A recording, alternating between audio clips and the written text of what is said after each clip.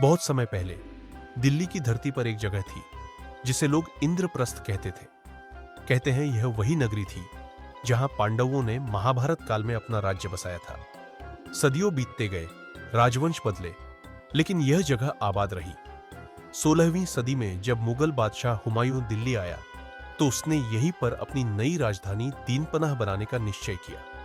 उसने एक विशाल किला बनवाना शुरू किया जिसकी ऊंची लाल पत्थर की दीवारें, बड़े बड़े दरवाजे और चारों ओर फैली खाई मुआट लोगों को उसकी ताकत का एहसास कराती थी। इस किले को बाद में लोग पुराना किला कहने लगे, लेकिन इतिहास हमेशा एक जैसा नहीं रहता।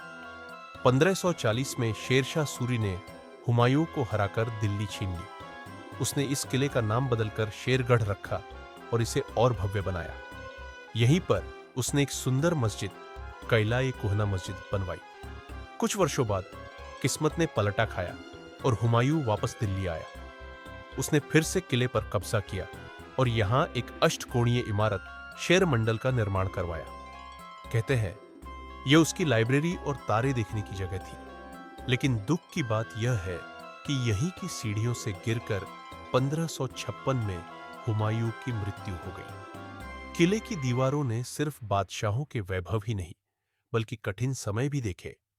अंग्रेजों के जमाने में 1911 में जब नई दिल्ली बनाई गई तब भी इस किले को राजपट से जोड़कर इसकी ऐतिहासिक अहमियत बरकरार रखी गई। फिर आया 1947 का विभाजन, जब लाखों लोग अपना घर छोड़ने को मजबूर हुए। उनमें से हजारों ने पुराना किला ही शरण स्थल बनाया। किले की यही दीवारें उनकी पीड़ा और उम्मीदों की गवाह बनी। आज यह किला इतिहास और संस्कृति का संगम है।